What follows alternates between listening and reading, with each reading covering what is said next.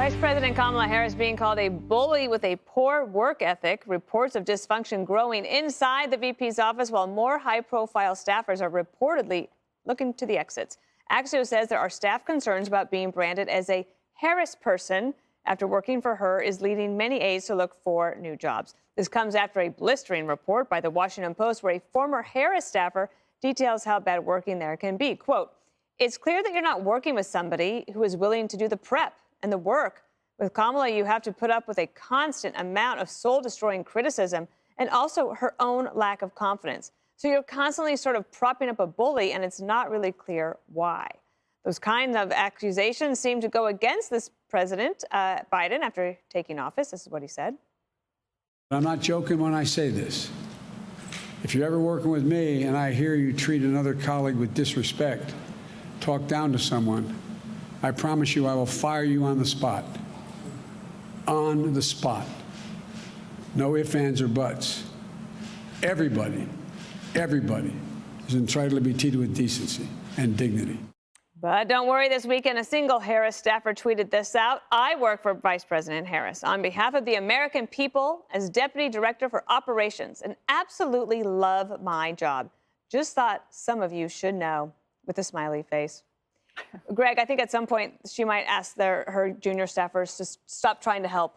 Yeah, it's not helping. That was like the equivalent of a teacher's pet reminding the teacher that she forgot to ask for the homework that was due. That was just like everybody in the office is just looking at that guy and just going, "Whoa." But anyway, I'm on Team Kamala. This sounds like a bunch of whiners that are intimidated by a strong woman of color. I think they're probably misogynist and probably racist, because after all, that's what they'd say if you had the same criticism. This is a good problem for society to have. When we find out that we have an awful leader in the second highest office in the land is also a person of color, that is a sign of progress, right?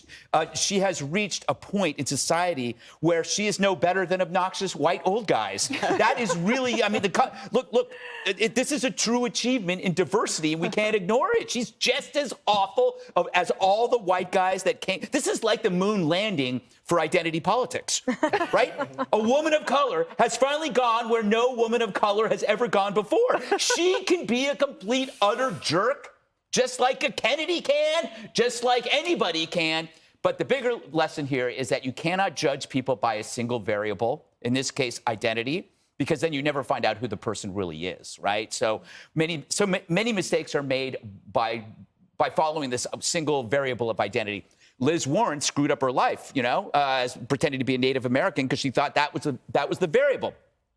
The elevation of Jacob Blake, that was because a single variable, identity. The choice of blaming an SUV over a criminal was based on a single variable, identity. So all of the biggest mistakes that we're making is identity. Kamala is teaching you that this doesn't work in the employment world. You cannot rely on diversity quotas to find out if somebody is competent or not. It just appears. It's an interesting way to look at it. There was a question today at the briefing from Jackie Heinrich to Jen Psaki about that tweet, but about the larger issue. Let's listen to that. The director of operations put out a tweet today talking about how much he loved his job. There was a similar sort of social media push this summer following some negative headlines about ongoings in the vice president's office. Did anybody ask the deputy director to put out a positive tweet today, or was that all him? I'm not aware of any asks for a positive tweet or a specific tweet. I would point you to the vice president's office, but I work with a number of people in the vice president's office who certainly are looking forward to continuing their jobs. This is a question they probably don't want there, Jesse. The other thing is that I thought it was kind of a sick burn with that anonymous former staffer saying she doesn't do her reading or look at the briefing. Yeah. Kamala's office is like what would happen if the New York Jets became vice president. It would just be a comedy of errors that everybody would enjoy. I think it is a little unfair, though, for the Washington Post to put out this juicy, quote, soul-destroying criticism. Mm-hmm. You can't say that and not give us a direct quote. I mean, they covered Donald Trump for 4 years, wrote books about the guy, and then had the most vividly colorful quotes attributed to Donald Trump. And you can't say one thing that she said was soul-crushing criticism? That's so true, yeah. I mean, what does it mean she's a bully? Was she giving wedgies? You have to tell us what that means. It's not fair to the reader. It comes off as cheap. And then it goes into the predictable cycle like, all right, well, she's only being attacked because she's a woman of color. But she's being attacked by Democrats who wanted to work for her, many of whom are women and many of whom are people of color. So that doesn't make sense. She either hired sexist bigots, or it is what it seems like to be. And this is what it seems like to be. She has imposter syndrome. She knows she's not qualified to be the vice president, so she's trying to fake her way through. And as you try to fake your way through the second most powerful job in the country, you're going to fall flat a lot.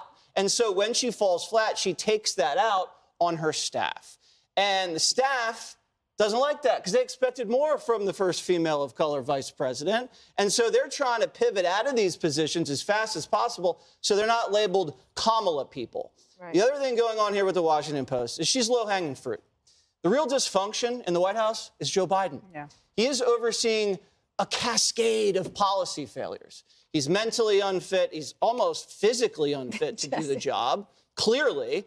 And they're going after Kamala because it's easy. It's kind of like that personal parlor game that you get to do for clicks and stuff. If they want to do real brave journalism, put the scrutiny on Joe Biden at the same level you're giving it to Kamala. That's real journalism because that's what people really care about. Richard, there are a lot of Kamala Harris Senate staffers and campaign staffers that didn't get to come to the White House, or maybe they didn't want to, or maybe they weren't asked.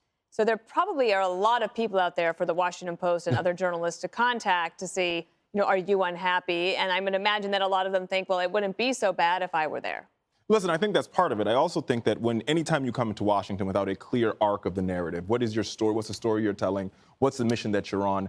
The Washington media will create a narrative for you. And what we see happening here to Kamala over and over, story after story, is the Washington media is doing what they do best. They're creating an arc of the narrative for you with quotes from folks who are all anonymous, right, which is the palace intrigue, which we're used to. We saw this under the Donald Trump administration. We're seeing it again.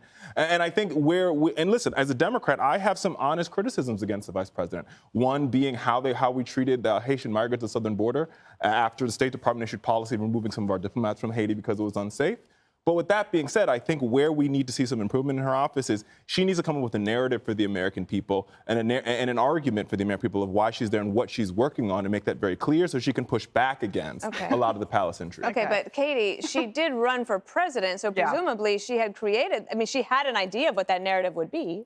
And the media helped drive her narrative by doing no vetting of her and her capabilities during the 2020 presidential election when Joe Biden decided that she was the best woman for the job. I mean, they built her up as the first woman of color to be the vice president, the first woman to be the vice president. They did nothing to ask former staffers what they think of her, what her main issues are, why it was so important to her to be locking people up in California as a prosecutor, but all of a sudden changed her mind when it came to her own policies and those of Joe Biden, why she changed her opinion on Joe Biden being a racist, for example. They didn't vet her at all when it came to those issues. But I will say, what the staffers are accusing her of, not reading briefings, really shows up when she does these interviews and starts laughing uncontrollably. And that also goes to show that maybe she is a little bit insecure about the issues she's talking about. But the media had a lot of involvement there in not asking her tough questions.